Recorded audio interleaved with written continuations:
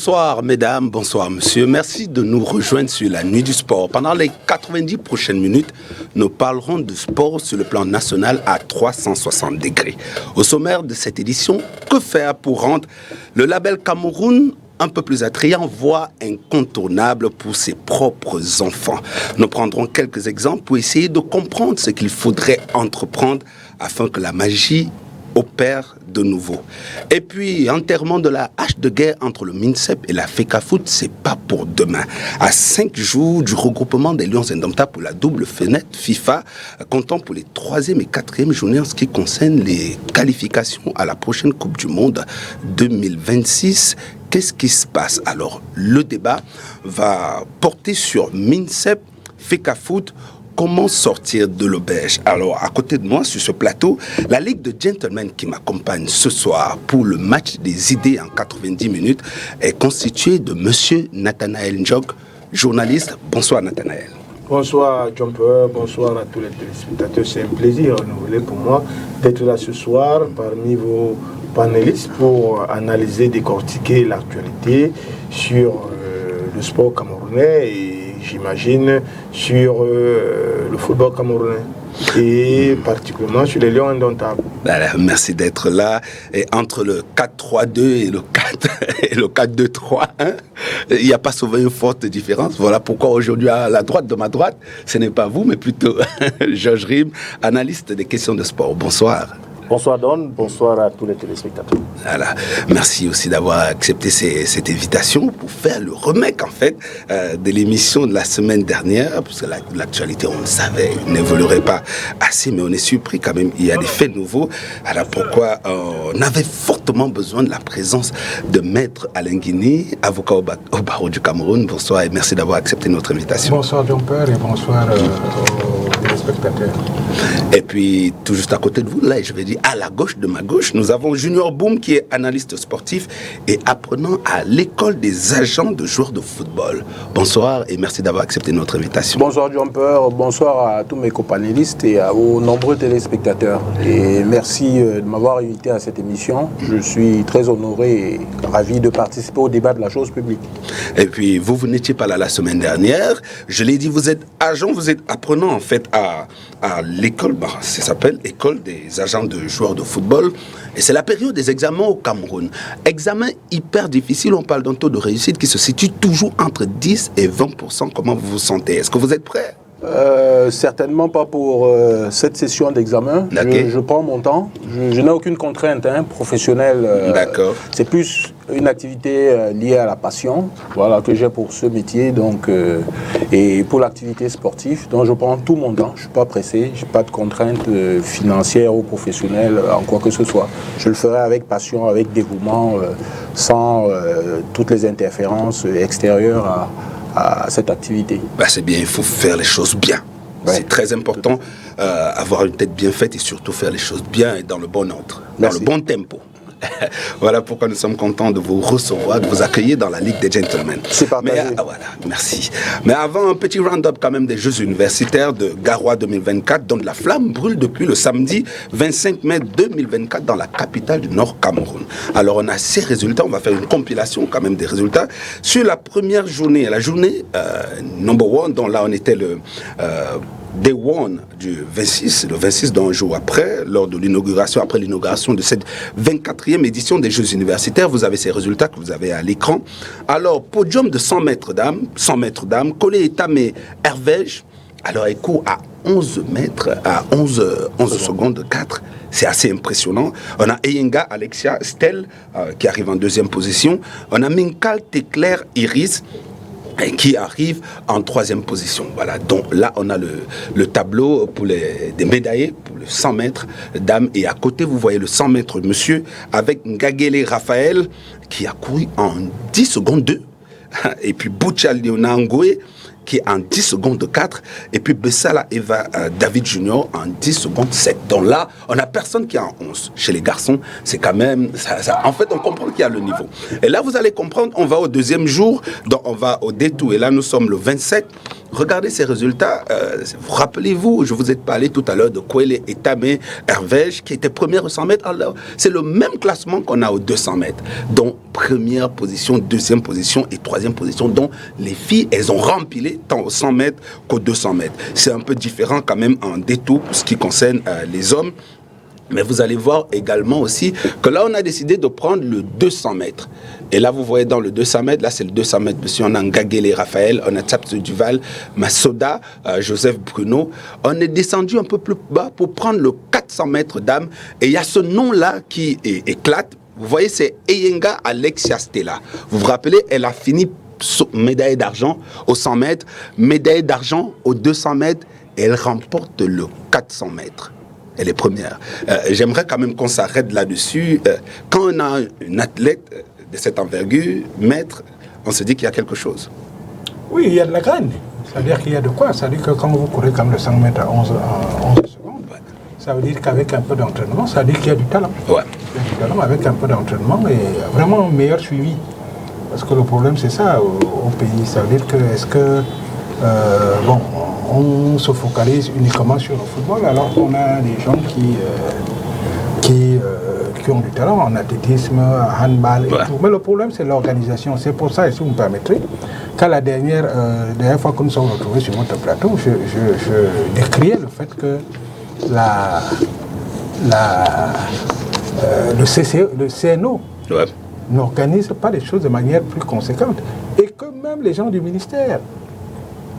Parce que si, par extraordinaire, il y a l'INSEP à Paris, c'est-à-dire qu'à peu près l'équivalent de l'INJS, qui ont des infrastructures terribles, et puis, à l'intérieur, en dehors de ceux qui veulent être professeurs d'éducation physique, il y a tout un centre à côté pour le haut niveau, c'est-à-dire les gens qui viennent s'entraîner vraiment pour aller beaucoup plus préparer les compétitions, et qui sont même payés qui sont des étudiants, et qui sont payés par l'État français. Donc, avec ce genre de personnes, au lieu qu'on les fasse repartir au quartier, des gens qui ont du talent, qu'on les concentre quelque part dans un centre ou je ne sais pas quoi, et qu'on les entraîne tous les jours, qu'ils soient payés, qu'on suive comment on appelle ça, la diététique. Qui est très très important. Qui est important, qu'on suive tout. C'est-à-dire qu'on leur donne un minimum de moyens, ils sont capables d'arriver très loin. Mais malheureusement, on se concentre uniquement sur le football. Et il y a des pépites comme ça qui vont traverser comme des météores la scène sportive et puis on le regrette. Alors et aujourd'hui, si je pourrais allez-y. Ajouter une chose, en dehors des aspects que Maître a relevés pour expliquer que il y a la détection, il faudra aussi le développement quand même de ces athlètes-là. La performance aurait pu être nettement meilleure. Il y a que les infrastructures, parce que je ne suis pas sûr que du côté de Garoua où se tiennent ces Jeux universitaires, que la piste d'athlétisme soit aux normes. Mais qu'on réussisse quand même à courir en 11 secondes. Avec ces chronos. Imaginez si vous avez du tapant, un peu comme celui que nous avons qu'on renouvelle au stade de la réunification ou à Japoma. On est sûr que elle aurait pu courir beaucoup plus en deçà de la performance qu'elle a réalisée du côté de Garoua. Alors pour le jour 3, donc c'était hier en fait, on a les podiums également, podium en 800 mètres dames, en 800 mètres monsieur. D'autres disciplines en fait sont en hauteur dames et puis sont en hauteur monsieur. On a des gens qui sautent à 1m90 quand même, c'est assez impressionnant. 1m80, il y a le 4x100 relais dames qui a rendu aussi son verdict, tout comme le 4x100 monsieur, le podium de javelot dames et puis le podium de javelot monsieur, 51m17. Et ça, c'est Chongwang Fomeni Axel Florent. Il est étudiant à l'université de Yaoundé 2. Et là, on se rend compte, vous avez parlé encore de l'INJS une fois de plus, on a l'impression que les autres universités, en fait, et grandes écoles, dont les IPES, se mettent réellement à niveau. L'hégémonie de l'INJS, en fait, ça, c'était dans le passé, c'est complètement révolu. Donc, il va falloir que quelque chose soit fait. Parce que c'est l'INJS qui est l'INJS. Ça témoigne une fois de plus à sujet que ce pays est un creuset de talent. Ces athlètes ne sont pas passés par l'INJS, mais réussissent quand même à rivaliser d'adresse avec cet institut, ce haut centre de formation d'athlètes de haut niveau. En fait. pour ce qui est du Cameroun, même si nous regrettions déjà la dernière fois ici que les installations, les équipements du côté de l'INJS sont de plus en plus vétustes. Et... Elles sont depuis. Pardon? Non, elles sont depuis, vous êtes un euphémisme. Voilà. Donc, qu'ailleurs qu'on retrouve des athlètes qui performent au même titre que ceux de l'INJS, et pourquoi pas mieux que ces derniers, c'est, comme je le disais tout à l'heure, la preuve que nous sommes un creuset de talent. Il faut simplement encadrer ces talents, mettre à leur disposition les infrastructures, le suivi qu'il faut pour leur permettre pourquoi pas de performer à des niveaux beaucoup plus supérieurs que le simple jeu universitaire. Ok, vous voulez dire quelque chose là-dessus? Oui, moi je ne veux pas rester sur l'effet des résultats qu'on nous donne. Et il faut d'abord regarder l'âge de ceux qui réalisent ces performances. Ouais. Il faut en plus se dire que le problème de fond, ce n'est pas que nous sommes un creuset de talent. Le problème de fond, c'est que les jeux universitaires devraient servir de détection de talent. Et après avoir détecté ces talents, qu'est-ce qu'on en fait après? Les jeux universitaires, parce qu'on a découvert des talents, qu'est-ce qu'on en a fait après? Et puis il y avait des scandales où on avait découvert qu'il y avait des médailles qu'on détournait, des athlètes qu'on soupçonnait d'être des mercenaires. Donc, ces noms qui me reviennent là, je me demande, est-ce qu'ils sont vraiment des universitaires? Et c'est tout ça. Il faut regarder tout ça. Est-ce que c'est des... Parce qu'on sait que quand on va aux Jeux universitaires, les IPS, les universités essayent d'aller recruter dans les clubs privés des athlètes performants pour aller faire des résultats. Bon, après, on ne doit pas se gloser à regarder les résultats. Un bon reporter doit être très méticuleux pour regarder est-ce que c'est vraiment un étudiant. Quel âge il a? Est-ce que les étudiants aujourd'hui, on voit des étudiants aller à l'université à 16 ans, 18 ans, 20 ans. Est-ce qu'ils sont dans cet âge-là? Et là, on commence à voir si c'est dans cet âge-là, c'est des athlètes d'avenir. Et maintenant, qu'est-ce que le ministère de l'enseignement supérieur fait pour les accompagner? Qu'est-ce que le ministère des Sports fait pour les récupérer? Qu'est-ce que les fédérations concernées font pour les encadrer, pour maintenir et pour se projeter? Qu'est-ce que le CNO fait pour accompagner ces athlètes à performer pour que quand on voit dans d'autres pays, quand vous voyez dans d'autres pays, on dit les Jeux Olympiques c'est dans 4 ans, on commence à vous dire il y a une pépite, il y a des pépites qui sont dans des différentes disciplines, c'est eux qui iront à ces Jeux Olympiques. Ce n'est pas ceux qui reviennent des Jeux Olympiques. Et c'est comme ça, on renouvelle la classe. Et ceux qui ont gagné des médailles, on essaye de... On a vu, en France, il y a des histoires où, en judo, l'ancienne médaillée d'or ne va pas dans une catégorie, n'est pas qualifiée pour les Jeux Olympiques. Bah, c'est fait par les minima, elle fait par les minima. C'est pour dire que... Mathieu, je veux comprendre. C'est pour dire que nous devons encadrer ça. Et donc, je crois que c'est dans ce cadre-là qu'il doit y avoir le débat. Et le débat doit être dans Mathieu, le, quand le vous dites débat doit être Mathieu, dans l'optique de pouvoir avoir ces enfants-là dans 4 ans. Mathieu, c'est une équation, on est parti sur une équation à une inconnue. Vous en avez fait une équation en plusieurs inconnues. Oui. Vous dites qu'il y a un problème certainement dans la détection des âges. À côté de ça, vous nous dites encore qu'il y a une possibilité même des identités. Oui. Ça, c'est la deuxième chose. La troisième chose, vous nous dites que maintenant, c'est la récupération, dont la détection puis le développement par après. Ça devient un peu compliqué. Est-ce que vous pensez qu'il y a un travail qui n'est pas fait au niveau de la FENASU, dont la Fédération nationale des sports universitaires, quant à la détection? On a vécu ça déjà à la FECAFOOT. On se rappelle que, heureusement, on a failli perdre carrément toute une équipe de U17. Est-ce que jusqu'à présent, ce qui a été fait au niveau de la FECAFOOT n'a pas servi de leçon, n'a pas fait effet, tâche d'huile pour les autres fédérations, un peu comme la FENASU? Non, je ne veux pas qu'on s'attarde sur la fédération. Je dis que le mouvement sportif camerounais souffre des mêmes maladies, des mêmes tares. On est d'accord. Et donc, pour moi, rien n'est fait pour encadrer ces athlètes jeunes, pour les accompagner et se projeter dans 4 ans et voir ce qu'il y a. Il y a des bourses. Le CNOS a des bourses pour envoyer des enfants au Sénégal, par-ci, par-là, pour aller performer. Qu'est-ce qu'on en fait? Mais pour ça, il faut d'abord qu'on voit que ces enfants-là même ont des capacités, ont l'âge requis, sont des talents en devenir. Donc, vous avez la parole, vous la gardez. Vous la gardez. Je vais quand même faire une petite précision. Mais moi aussi. Hein.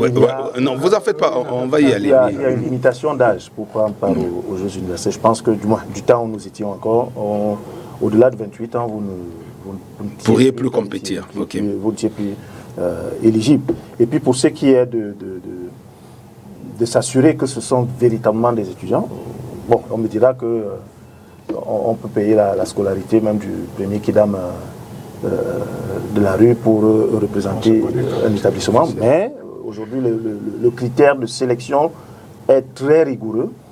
Il faut être inscrit dans une université scolaire et puis puisque les Jeux universitaires se déroulent généralement une période de l'année académique où au moins le premier semestre est déjà passé. Donc on vérifie que vous êtes régulièrement inscrit. Quand vous êtes performant, voilà. Il est impossible. Si vous êtes en club, si vous vous permettez, si vous êtes en club, il est impossible de tricher. Tout à fait. Parce que les clubs, il n'y en a pas de masse. Donc quelqu'un qui performe à ce niveau et il est connu dans le milieu, oui. Si vous vendez les billets au marché, tout le monde ça va se vous saura. dire que on sait. Et puis je voudrais dire quelque chose. Le talent n'a pas d'âge. Le talent n'a pas d'âge. Il y a des gens qui arrivent à maturité à 28, 29 ans. Et si vous découvrez quelqu'un à 25 ans et que vous pouvez l'amener à maturité à 29 ans, si 29 ans il réalise la plus grande performance qu'il puisse, c'est déjà ça. Comment il s'appelle le boxeur, le MMA là, Francis Ngannou. Il est arrivé à maturité à quel âge? On l'a connu il y a quelques années. Et pourtant, il pratiquait cet art-là et la boxe depuis très longtemps. Donc, pour moi, il n'y a pas d'âge. Le talent n'a pas d'âge. Si quelqu'un, même à 25 ans, 24 ans, a cette performance, on peut l'amener à faire dans 3-4 ans, il réalise une performance, peut-être un record mondial. Et il sera dans les annales de ce sport pendant toute une vie. Tout à fait. Alors, Junior, vous prenez la parole directement. Ce serait bien de dire un mot dessus aussi. Jeux universitaires, creuset de talent quand même. Et on est carrément dans la pause actuelle. On parle ici d'essayer de rendre encore attrayant le label Cameroun. C'est peut-être là-bas qu'il faudrait aller chercher en premier. Tout à fait, tout à fait. Je rebondis un peu, je ramasse un peu tout ce que tout le monde a dit pour dire effectivement, ce n'est pas les Jeux universitaires, mais c'est le Cameroun qui a un creuset de talent, si vous voulez. Et les Jeux universitaires, point d'évaluation à l'intérieur du Cameroun, on a un creuset de talent. Les Jeux universitaires, c'est qu'un temps de passage, si vous voulez. Un moment d'évaluation des performances, voilà, de nos athlètes. Cependant, il faut dire que derrière, on est au cœur du problème même, au cœur du problème de la vision de la politique sportive au Cameroun. C'est-à-dire qu'à la base, on ne devrait pas se retrouver au moment des Jeux universitaires et découvrir des talents. D'abord, je corrobore, je valide totalement l'assertion de Maître qui pense qu'à n'importe quel moment on peut performer. L'évolution des performances. Et là, c'est l'agent de joueur qui parle. Ouais, l'agent de joueur. Et il y a, dans le domaine que je suis en train d'explorer en ce moment, il y a un côté agent sportif. Agent sportif, ce n'est pas agent de joueur de football, c'est un agent sportif pour tous les sports qui s'apprête dans sa formation à accompagner tous les athlètes de quelque nature que ce soit dans l'évolution de leur carrière. Okay. Après, la courbe évolutive, elle n'est pas toujours uniforme, elle ressemble les unes, les courbes ne se ressemblent pas les unes par rapport aux autres. Ouais. Chaque personnel de sport est différent dans le déroulement de sa performance. Alors au cœur du sport, au cœur de l'activité sportive au Cameroun et de la vision, normalement on devrait inscrire des centres de performance, c'est-à-dire des centres où on prend des talents jeunes. D'abord, on les détecte à l'occasion des compétitions comme celle-ci, mais également à l'occasion d'autres compétitions annexes liées à la région, liées à la localité, fussent-elles reculées ou pas. L'essentiel, c'est d'organiser les compétitions et de détecter.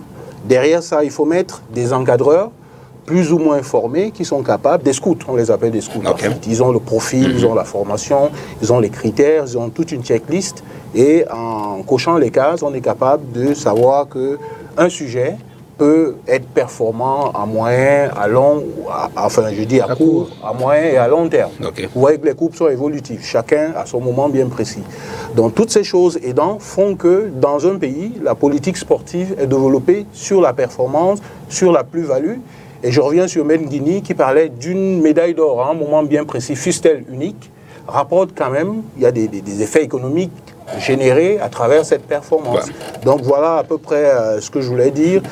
Chacun a raison. Cependant, sur la détection des âges, je doute fort que dans le processus universitaire à l'heure actuelle, sauf si c'est volontaire, sauf si c'est un système parallèle qui est organisé, c'est difficile quand même qu'un non-étudiant se retrouve à ce moment bien précis, voilà, dans ce milieu où tout le monde se connaît à peu près et où c'est vraiment difficile de Vous connaissez un milieu où il y a 100 000 étudiants? Non, c'est pas possible. De toutes les façons. On vous parle de ce qu'on connaît, on parle de ce qu'on a vécu, les éditions Nous ne précédentes. faisons pas non plus le procès d'intention. C'est Non, on clair fait pas aussi le ce qui procès s'est passé dans... d'intention. On a les faits, et puis je vous mets au défi. Sortant de ces jeux universitaires, je vais vous interroger chacun. De toutes les façons, il y a des Après, vous inspecteurs, êtes il y a des journaliste, inspecteurs qui font leur travail. investiguer. Voilà, qui vont faire leur Tout à fait, travail c'est aussi là-dessus. votre rôle. Moi, je m'attendais à ce que vous nous apportiez quelques preuves et tout. Non, Nous avons tous les choses été qu'on- universitaires, en fait. Ok, super. Voilà. De On tout- est encore en pleine compétition. Voilà. Et puis, De toutes les façons, on est d'accord sur un point au moins, c'est que les Jeux universitaires, c'est un creuset de talent. On a peut-être un souci là actuellement sur la qualité de l'âge en fait. On va parler de l'âge. Comme la Puisqu'on FENASCO, parle- comme non, tout. Puisqu'on parle de l'âge, oui, talent. on a la chance d'avoir heureusement aussi la FENASCO. Puisqu'on parle de l'âge, je vais prendre cet exemple. C'est vous connaissez Somo Christian Billy. Alors, né en avril 1995 à Yaoundé. Je ne sais pas, vous êtes dans le monde du sport, est-ce que vous connaissez Mbili ici? Il a compéti, il a représenté la France aux Jeux de Rio. Je dis bien qu'il est né en 1995 à Yaoundé. Donc il s'est avéré que le gars, il a un super talent, c'est un boxeur de génie, mais il avait 18 ans quand il représentait déjà la France. Qu'est-ce qui s'est passé? Il y a forcément quelque chose qui n'a pas été fait, des gens qui n'ont pas détecté, ou alors vous allez me dire qu'il ne faisait pratiquer pas la discipline ici et qu'il a commencé à la pratiquer une fois qu'il est parti d'ici. Il faudra encore savoir à quel moment il est parti d'ici. Mais on a déjà ce type d'exemple, on en parlait déjà la fois dernière avec Non, le problème, Sarah. je suis content que vous posiez le problème, mais ce que je disais justement, c'est une question d'environnement, c'est une question de vision politique, c'est une question d'accompagnement politique. C'est pour ça que j'ai cité les différentes institutions qui doivent être...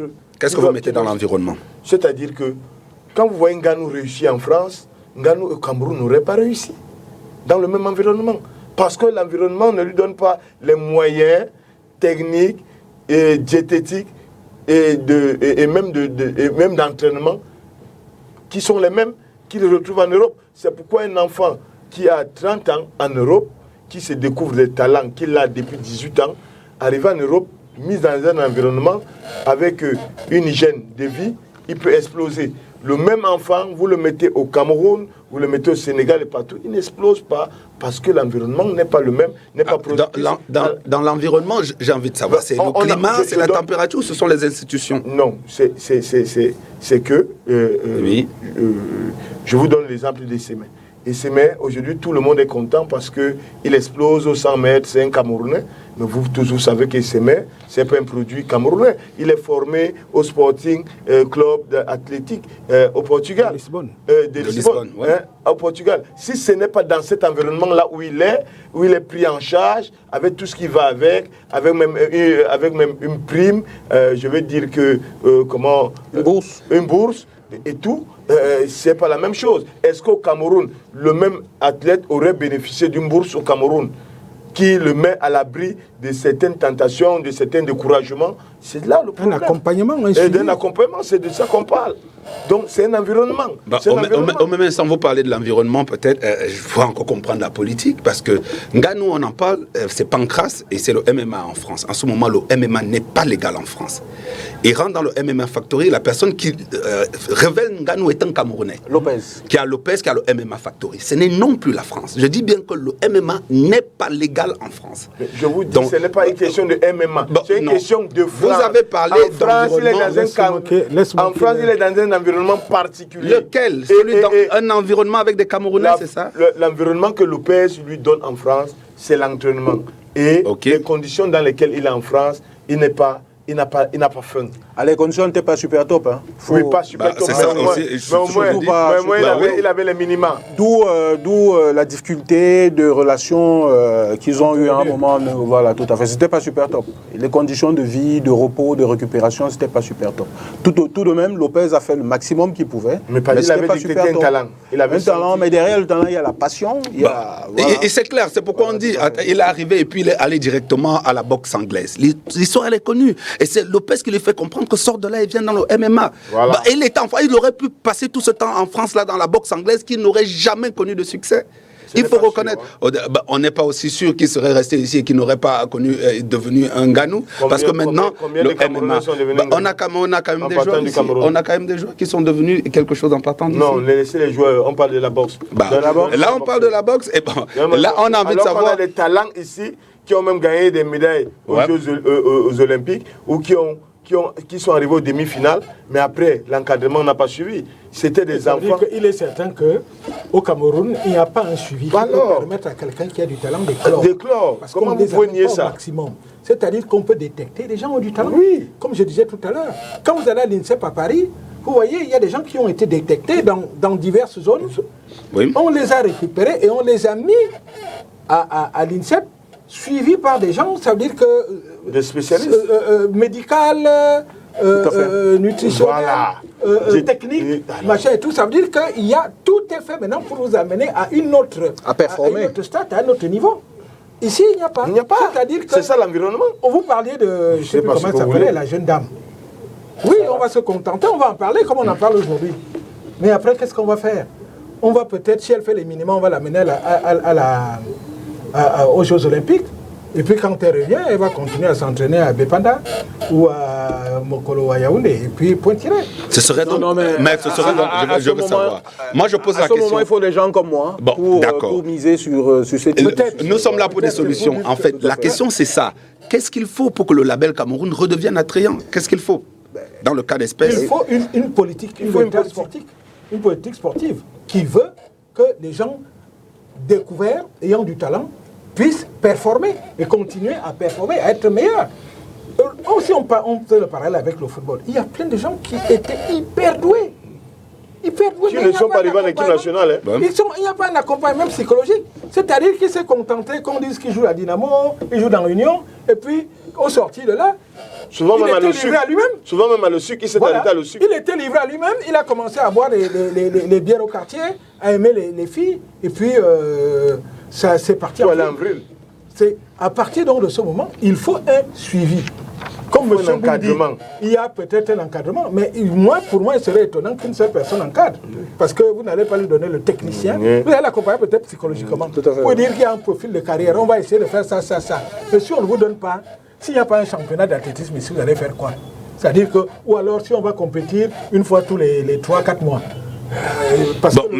Maintenant, je veux qu'on comprenne, on était sur le cas de Mbili. Il arrive encore à avoir une autre nationalité. Comprenons que, disons, allons sur le fait suivant. En fait, la personne est partie d'ici, elle a fini par éclore ailleurs. Qu'est-ce qui nous empêche de ramener la personne qui est à ce qu'elle ait une double nationalité, puisque nous avons des binationaux ici? C'est quoi notre problème à ce niveau-là? Puisque actuellement, il est présenté comme franco-canadien, il vit au Canada, il se bat pratiquement, il combat pour les deux bannières. Actuellement, il est champion, il a remporté en 25 secondes, vous imaginez en 25 secondes, le super middleweight contender. Là, et ça c'est pour l'Amérique du Nord. Qu'est-ce qui nous empêche à ce niveau? On est d'accord, il est parti d'ici, ce sont les conditions, il s'est retrouvé, il est devenu français. Mais puis après, le Canada le récupère. Qu'est-ce qui nous empêche à nous, même à ce niveau-là, de récupérer? Je vous pose la question à vous, Junior. Le cadre d'activité, simplement le cadre d'activité, le cadre réglementaire, l'organisation de la profession et les avantages, on va dire les facilités que la politique sportive peut permettre à cet athlète de s'exprimer pour le compte de son pays. Un ensemble de choses vraiment constitue un frein pour la personne. L'organisation institutionnelle est défaillante parce que, à la vérité, on peut avoir des textes, mais les textes ne sont ni appliqués, ni même évoqués, évoqués confortablement. Quand je parle de confort, ce n'est pas l'avantage de quelqu'un, mais confortablement, c'est-à-dire le moment venu, on évoque les textes et on ne les interprète pas chacun à sa manière pour un sujet bien précis. Donc il y a un ensemble de choses qui permettent que l'attractivité est réduite. si je prends ces pays, le Canada, le Qatar, tous ces pays-là qui récupèrent des nationalités pour leurs activités sportives et pour leurs bannières, vous verrez qu'elles offrent dans le contrat avec la personne, elles offrent le maximum de garanties possibles pour un objectif de performance technique d'abord et financier. C'est-à-dire, c'est une opération gagnant-gagnant. Voilà, donc les deux parties mettent en place des éléments d'accord qui leur permettent d'atteindre leurs objectifs à court, à moyen et à long terme. Ici au Cameroun, un contrat risque d'être difficilement respecté. Un encadrement budgétaire pour faire performer un sujet, je préfère les appeler sujets, hein, j'espère que ça ne vous dérange pas trop, mais dans l'échantillon de l'activité sportive, donc pour faire performer un sujet, vous n'êtes pas sûr que le budget sera respecté. Vous n'êtes même pas sûr que les éléments de budget seront débloqués en temps et en heure. Vous n'êtes même pas sûr qu'ils arriveront pour la destination prévue à l'avance. Et là, on revient sur la politique dont parlait Mathieu Natal. Oui, on est en plein dans le sujet. Voilà, donc il y a un ensemble de choses comme ça qui feront qu'à moyen terme, des entités extérieures, des exogènes, viendront perturber le planning, la planification qui a été faite pour atteindre un type de performance à un moment bien précis. Donc voilà, en réalité c'est difficile. On veut bien que ça se fasse ici, mais c'est difficile. Bon, on va dire que là c'est difficile pour le cas d'espèce, mais maintenant on va évoluer un tout petit peu, on va dans le basket. On en parlait ici, le Cameroun qui est quand même qualifié pour le TQO.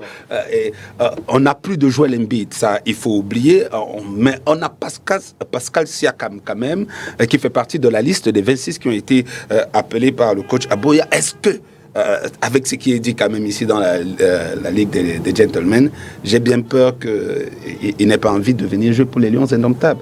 Georges, qu'est-ce que vous en pensez?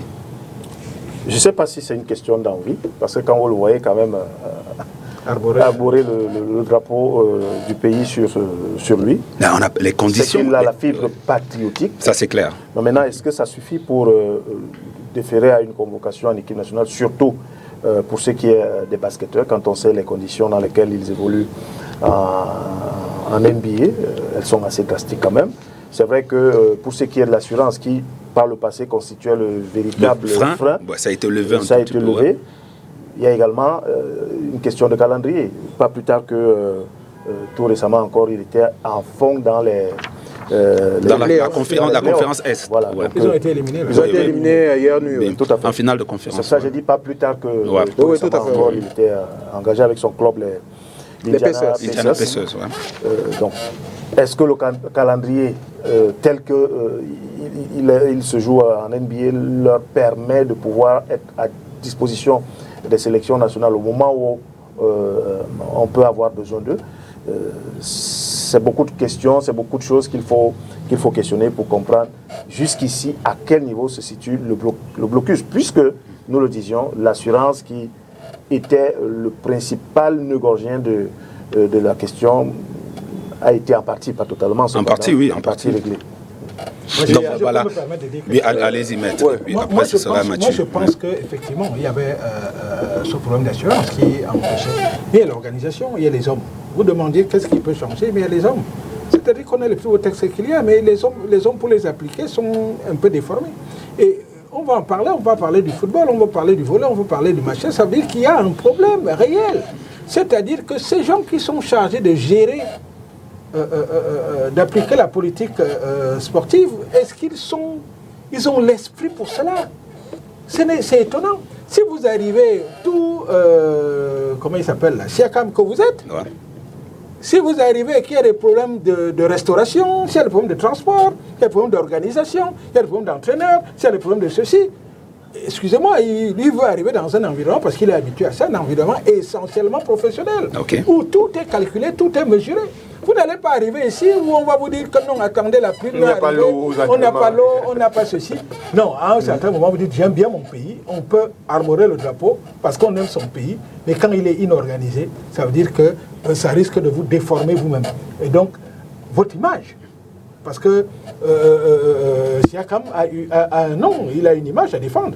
Il ne va pas venir foutre cette image en l'air parce qu'il aime son pays et que les êtres humains, il y a certainement un encadreur du ministère ou alors de la fédération qui va s'acharner sur lui en disant qu'il se prend pour qui, machin et tout, vous allez... Non, c'est tout ça. Le Cameroun a mal en ses hommes.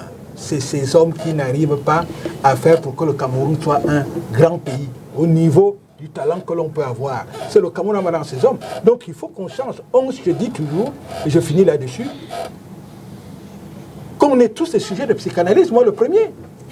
Pourquoi on peut toujours fonctionner de cette manière-là? Okay.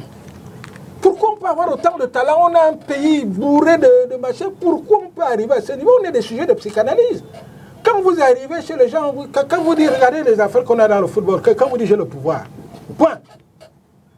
Ça doit être comme ça. Mais vous croyez que chacun va se contenter de ça? Il va vous dire, bon, j'aime bien mon pays, je veux bien l'aider, mais le président de la fédération ou alors le cadre du ministère qui va venir s'acharner sur moi parce qu'il voudra que je lui donne un peu d'argent parce que j'en gagne beaucoup, je ne suis pas là pour ça. S'il voudra que la prime, je la laisse parce que moi j'en ai beaucoup et pour cela il va s'acharner. C'est ça le Camerounais. Hein? Il faut donc qu'on ait des gens qui aient cet esprit de vouloir faire avancer, faire avancer le sport camerounais. Et c'est donc à partir de ce moment que vous verrez. C'est pour ça que ce n'est pas sorcier. On a du talent en tout. Pourquoi on ne crée pas un centre d'entraînement de haut niveau où on détecte ces talents et on les encadre et on les suit? Mais on a des DTN quand même. Mais parce que les gens... Je finis là-dessus, excusez-moi. Non, je voulais vous aider un peu. Le problème des gens, c'est ce combat entre le sportif et le prétendu intellectuel. L'intellectuel n'accepte pas qu'il soit allé user ses culottes sur des bancs pendant 40 ans, 30 ans, 40 ans, et qu'il se contente de gagner 300 000. Et que vous, avec vos muscles là, tout bandés, machin et tout, vous arrivez en une seule compétition, vous gagnez ce qu'il peut gagner pendant toute une vie. Il n'acceptera pas ça. Mais c'est un choix. Il faut lui faire comprendre qu'il a fait un choix. Il ne peut pas vouloir le beurre et l'argent du beurre. Donc voilà notre problème. Il faut changer les hommes. Alors, Mathieu... J'avais un truc qui me trottait dans la tête. Excuse-moi, Mathieu. Sinon, après, je vais oublier. Siakam, si je ne m'abuse, il est issu de la détection il y a un basketteur... Du camp de Mbamouti. Voilà, le camp de Mbamouti. Donc, c'est l'exemple parlant qu'à partir d'ici, on a un vivier. Maintenant, pour parler de lui, je mets un peu sous la casquette d'un agent sportif. Eh bien, si je discute avec Pascal, je lui dirais en back-off, n'y va pas. Je vous explique pourquoi. Pascal est à une période où il a 30 ans à peu près. Je crois qu'il a 30 ans ces jours-ci. Et il a une période où, en été, il sera agent libre. C'est-à-dire, oui, il est déjà. Ouais. Il a un contrat à négocier. Il reste chez les Pacers. Il peut signer 5 ans de contrat à 247 millions de dollars. C'est possible. C'est possible, c'est très probable. À 4 ans, il va signer à peu près 200 millions de dollars. Et s'il va dans un autre club, il va signer 180 millions de dollars. C'est des enjeux qui sont importants. Il doit avoir une visibilité sur l'extérieur. Les éléments qu'il a en ce moment ne sont pas déterminants pour qu'il prenne une décision et qu'il prenne des risques avec ses objectifs en vue. Le patriotisme ne fait pas poids. Non, on parlait de l'attractivité. Vous savez, le calendrier. Voilà, ouais. on a l'attractivité. Okay. Dans l'attractivité, vous voyez, l'expertise, si vous voulez, n'a pas de père, l'expertise n'a pas de mère. On a des éléments probants, on aligne les uns sur les autres. Quand il y a un aliment, on prend une décision. On ne regarde pas si c'est Med Guinea, mon cher estimé, voilà, que j'aime regarder à la télévision, ou les autres copanélistes que j'aime bien, que je regarde avec plaisir à la télévision.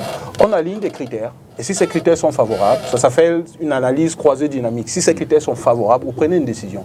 En général, des décisions qui génèrent au bout de la chaîne une masse financière importante, ne nécessitent pas la partie émotionnelle, la partie patriotisme. Quand je dis ça, je ne suis pas contre le patriotisme. Mais le patriotisme, parce que moi j'ai envie de comprendre. C'est un patriotisme à raison. Je vais peut-être vous relancer. Je veux comprendre comment ça se fait avec des athlètes pratiquement brésiliens.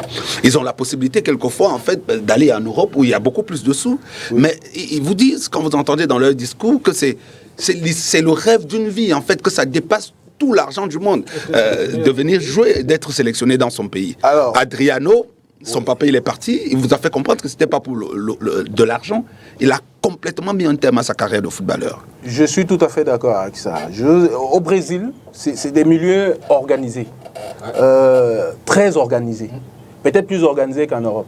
c'est que l'Europe a une visibilité sur le monde entier, vu les éléments de communication qu'on a. Et on sait très peu de choses sur ce qui se passe au Brésil. Si vous voulez, le Brésil, c'est comme tous les continents au monde. Vous avez la partie verte et vous avez la partie jaune. La partie jaune, c'est la partie moins développée, si vous voulez. Dans chaque pays, vous avez la vieille ville, vous avez la nouvelle ville. Donc les conditions de vie ne sont pas toujours favorables partout. Cependant, les gens ont une mentalité. La mentalité, c'est le respect des institutions, le respect des règlements.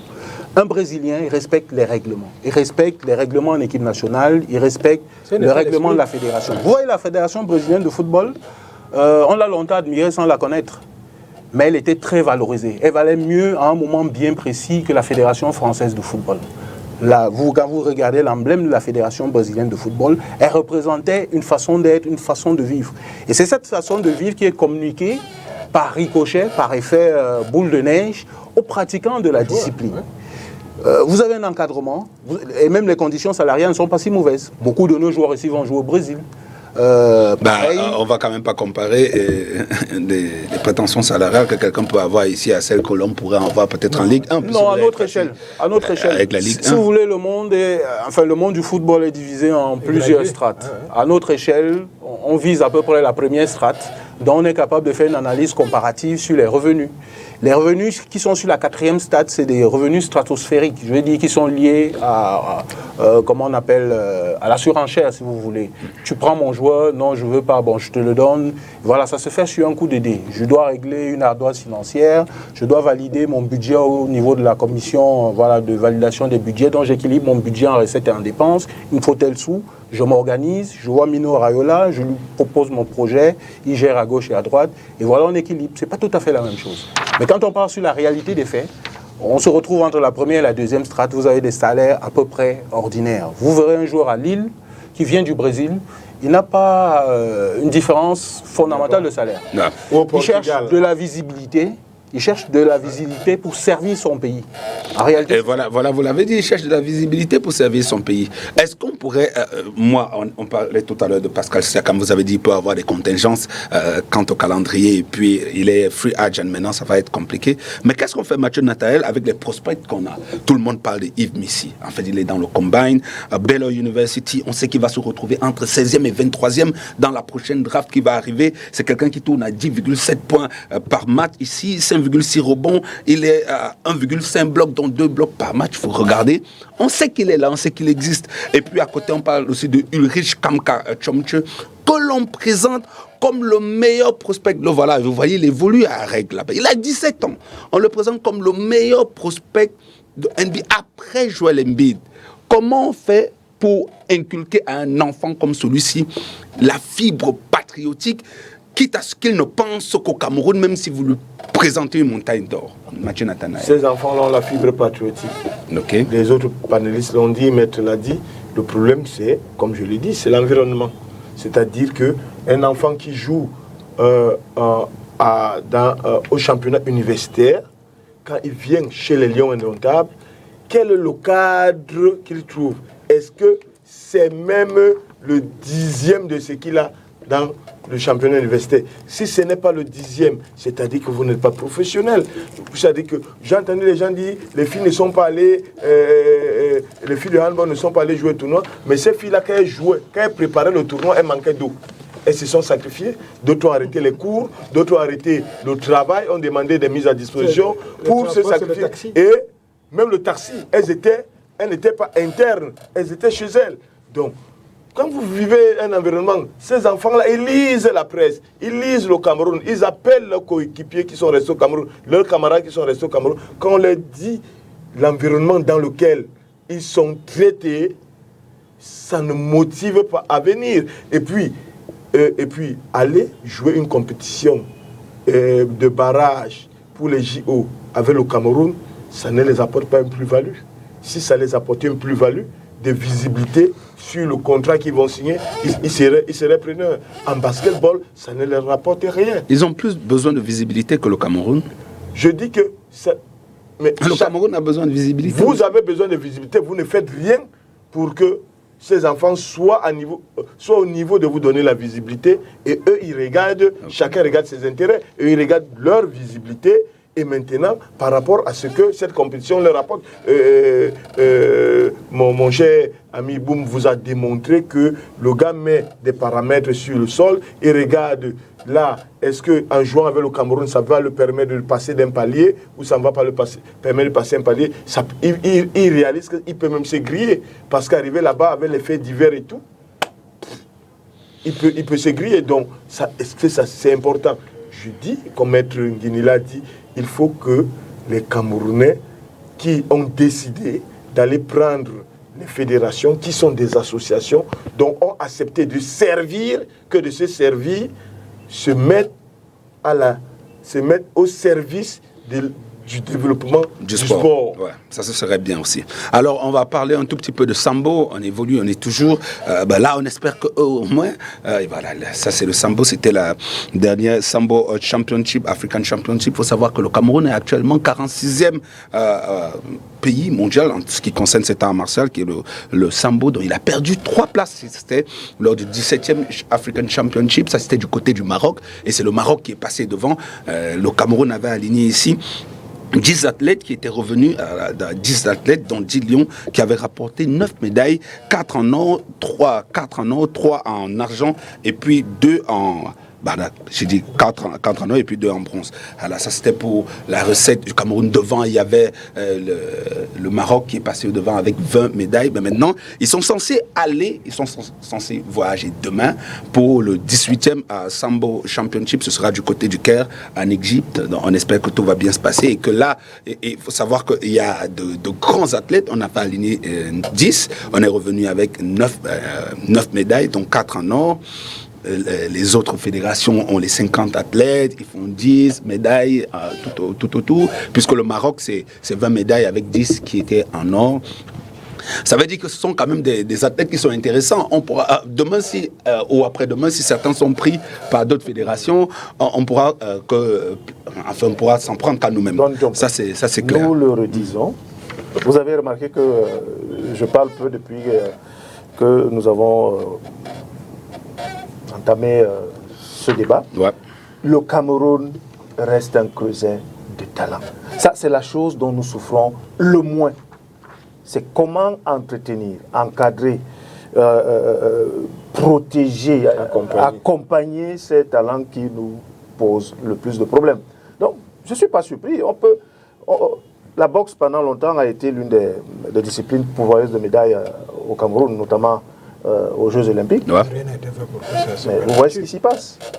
Alors pourquoi vous voulez que demain, le jeune boxeur même le temple noir est complètement en désuétude. Voilà. Le jeune boxeur camerounais qui a la possibilité... le jeune boxeur camerounais qui a la possibilité de sortir de ce pays. Vous pensez que dans sa tête, là, il va germer l'idée de revenir? Il vient faire quoi? Donc c'est ça le problème. Ok. Alors, et s'il te plaît, on risque même d'aller aux Jeux Olympiques sans boxeur. Oui, j'ai dit ça ici l'autre jour. Sans boxeur, parce qu'effectivement, les 3 qui devraient prendre part au tournoi qualificatif n'ont pas pu se déplacer. À Tokyo, nous n'avions que 12 athlètes pour cette discipline. Aux Jeux Olympiques, carrément. Oui, si je peux me permettre, ça veut dire que c'est ahurissant. Il faut aller à Yaoundé pour voir le camp de l'unité. C'est un hangar. Ça date de près de 50 ans. C'est un peu comme je parlais de l'INGS. Ça sort des cadres, ces cadres deviennent des personnalités au ministère des Sports et personne n'arrive à mettre dans le programme du ministère, dans le budget du ministère des Sports, la construction d'un site où on forme des encadreurs sportifs. C'est exactement la même chose. Et certains parmi eux ont été à Dakar pour des stages de recyclage et tout. Voir comment ça se fait. Voilà, tout à fait. Mais ça veut dire que dès que tout le monde arrive, tu dis que bon, c'est suffit, j'ai fini mon école, moi aussi il faut que je cherche l'argent. C'est tout. Personne n'aime le sport. Voilà la boxe.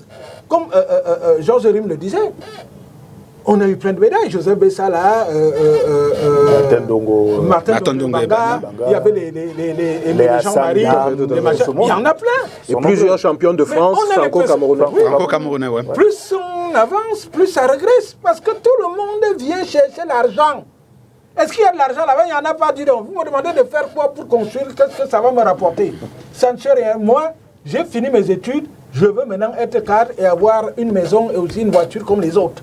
C'est ça notre problème. C'est pour ça que je dis qu'on doit se faire psychanalyser. Nous faisons le sport sans aimer le sport. Hassan Dan disait, il voulait organiser un combat au Cameroun pour mettre son titre de champion du monde en jeu. Le gouvernement ne l'a pas accompagné. On l'a dit d'aller se faire foutre. N'utilisons pas de hash word, M. Nathanaël Ndjok. Alors, on va essayer d'aller rapidement avec les autres. Bon, voilà. Il y a la formation des filles de la Ligue régionale du Sud, sacrée pour la première fois de son histoire, FC Bolowa.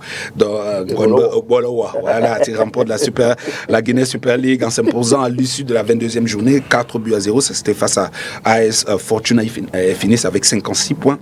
Voilà, donc c'était au stade militaire samedi dernier. Invaincu, s'il vous plaît. Invaincu. Alors, Alice Flora Kameni, quand même, finit sous les d'or avec 26 buts marqués en 22 matchs joués. Bah, il y a du potentiel, il y a bien plus que du potentiel. Et puis, depuis le 22, et ce jusqu'au 31 mai 2024, les Lions U20, dont sont en stage préparatoire. Il s'agit du premier stage préparatoire de la Coupe du Monde féminine U20 de la FIFA en Colombie 2024. Alors, jusqu'ici, une sélection à qui on a refusé de préparer cette Coupe du Monde de la meilleure des façons, en ne lui permettant pas de prendre part aux Jeux africains. Bon, on va dire que le bon côté, c'est quand même que jusqu'ici, la liste composée de 24 joueuses du coach Sanbala ne souffre de rien. Donc, on n'a pas de problème de ce côté jusqu'à présent. C'est le moment pour nous de faire la transition pour le débat. Alors, je veux dire, petit rappel, parce que le 21 mai 2024, la Chambre de conciliation de la CCA, en l'application de l'article 36 alinéa 1er, 2 et 3 des statuts et règlements des procédures de la Chambre, a ordonné la suspension immédiate des effets de la résolution numéro 1 de la session de comité d'urgence de la Fédération camerounaise de football du 8 mai 2024 relative à la nomination des membres de la structure d'encadrement de la sélection senior masculine à les Lions indomptables. Ça, c'était le sujet du débat la semaine dernière. Le 27 mai 2024, le collège d'arbitres de la CCA a rendu sa décision au fond. L'extrait du plumitif de l'audience tenue ce jour-là, statuant contradictoirement en matière d'arbitrage en procédure d'extrême urgence et à la majorité des voix, en la forme reçoit la requête aux fins d'arbitrage de Dragon Club de Yaoundé rejette les exceptions d'irrecevabilité pour cause de forclusion du demandeur pour violation du principe de l'épuisement des voies de recours internes et du principe de l'indissociabilité des procédures de conciliation et d'arbitrage. Dit que Dragon Club de Yaoundé, qui n'est pas membre de la FECAFOOT au sens de l'article 11 des statuts de cette fédération, n'a pas qualité pour poursuivre la bonne interprétation de la convention du 5 février 2015 liant la FECAFOOT au MINSEP, ni pour exercer une voie de recours contre la résolution du comité d'urgence en cause, déclare en conséquence sa demande irrecevable de ce chef, donne main levée des mesures provisoires contenues dans le procès verbal de non-conciliation, le condamne aux dépens. Je ne vous cache pas, monsieur, que ça, c'était à la base le centre du débat de cette édition de la Nuit du Sport. Puis hier, il s'est produit ceci.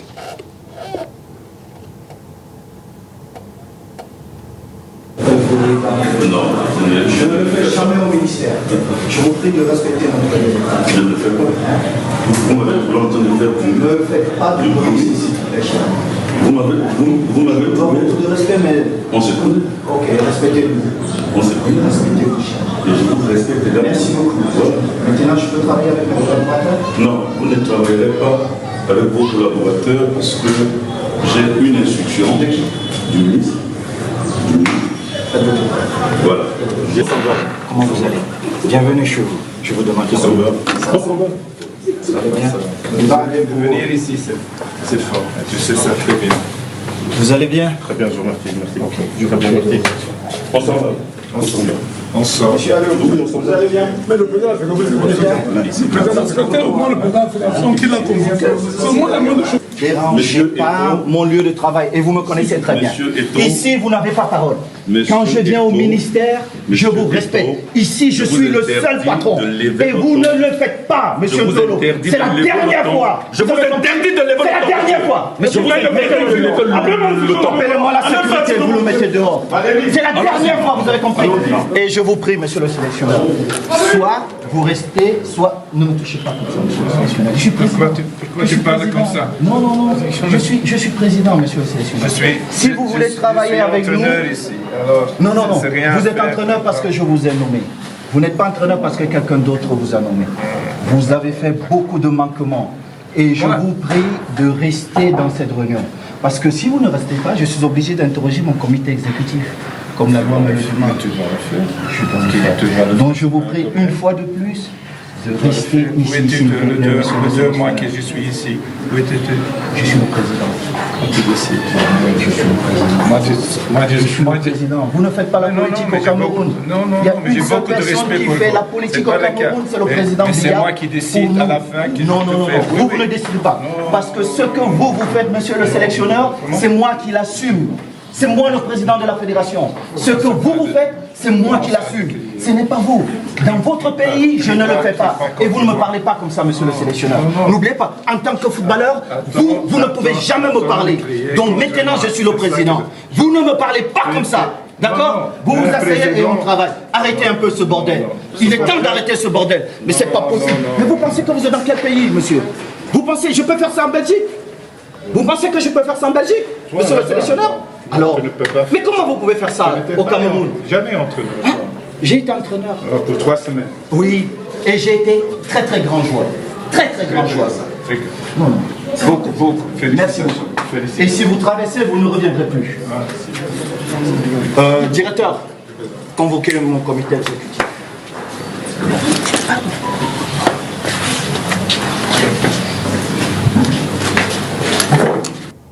Alors, dans la foulée, le comité d'urgence s'est réuni et a pris des résolutions parmi lesquelles se trouve la modification de l'encadrement technique de la sélection masculine A du Cameroun, les Lions Indomptables. Modification décidée à l'unanimité de ses membres sur proposition du président de la FECAFOOT, Martin Tungumpile, passe donc d'entraîneur adjoint à entraîneur sélectionneur par intérim. Pagou David devient entraîneur adjoint par intérim et Chinkengimgu Narcisse, lui, est désormais le préparateur physique. Alors, avant de rentrer dans le vif du sujet, qui aujourd'hui va tourner sur les possibilités et moyens de sortie de l'auberge face à cette situation qui ne cesse de s'enliser, j'ai tout d'abord besoin de vos éclairages, maître. Alors, je me tourne vers vous. En conciliation, nous avons FC 2000X. Mimbomane consort contre la Fédération camerounaise de football. On se retrouve en arbitrage. On a Dragon Football Club de Yaoundé contre la Fédération camerounaise de football. Juridiquement, est-ce que c'est la même affaire? Pas du tout. Enfin, je ne connais pas bien les affaires, mais toujours est-il que je m'aperçois que ceux qui étaient à l'origine, c'est-à-dire que MC Mimbomane 2000X, oui. et autres, ils étaient assez nombreux. Je ne sais pas si Dragon y était. En tout cas, la plus grande partie, ou alors...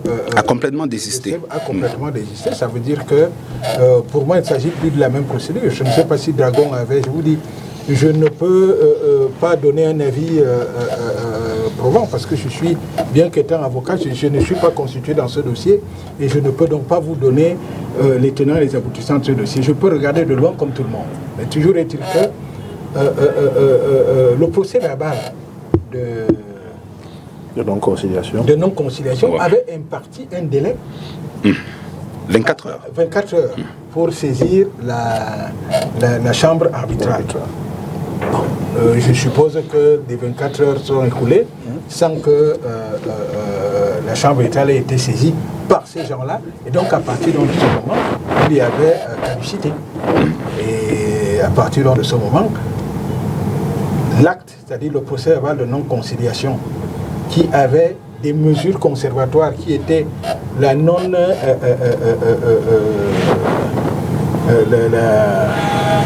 la suspension. La suspension de... des effets de la décision Du 8 mai.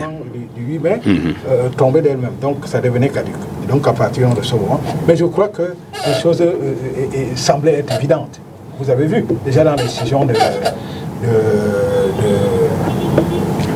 la chambre d'arbitrage. Par rapport à Dragon, c'est les éléments qui ont été soulevés Ici, et sur le plateau également. sur le Ici. plateau qui ont prévalu. Et donc il savait très bien qu'il fallait, pour moi, je me suis beaucoup plus appesanti sur les voies d'épuisement, c'est-à-dire l'épuisement des voies de recours, des voies des voies internes. Si ça n'a pas été épuisé, je ne sais pas comment, par quelle sorcellerie, on allait vous dire que... Parce que c'était la loi, et je vous ai dit que c'était les articles 94 et 95 de la loi du 11 juillet 2018 et l'article 73 du code disciplinaire de la FECAFOOT.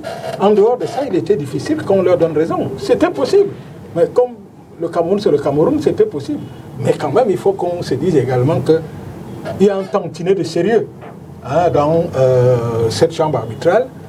Il était difficile de passer autrement. Les autres raisons, je ne les connais pas bien, mais tu vois que sur ce plan-là, il aurait été difficile qu'on statue autrement. Alors, Mathieu Nathanaël, quand on parle de sortir de l'auberge, c'est parce qu'on se dit, on est à 5 jours du regroupement du 3 juin pour les Lions Indomptables. L'apaisement, c'est l'apaisement, on appelle l'apaisement de tous nos voeux.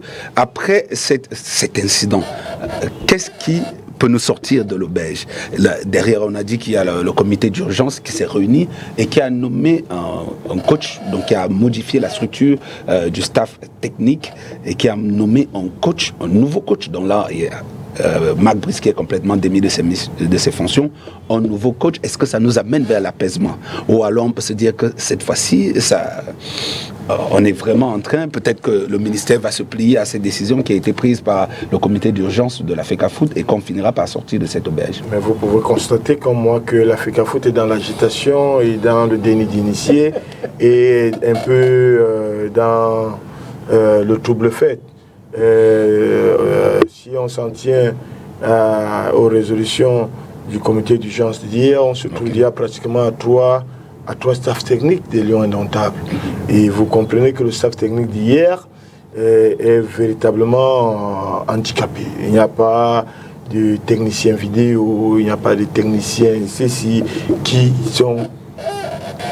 doivent aller qui doivent entrer dans un staff technique.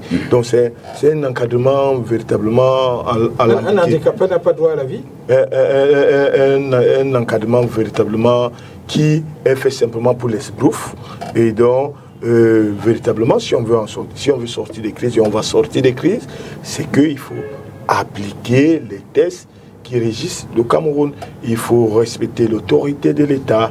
Il faut, pour respecter l'autorité de l'État, il faut respecter les institutions qui les incarnent et ceux qui sont à la tête de ces institutions. Donc, si on ne le fait pas, on est dans une république bananière.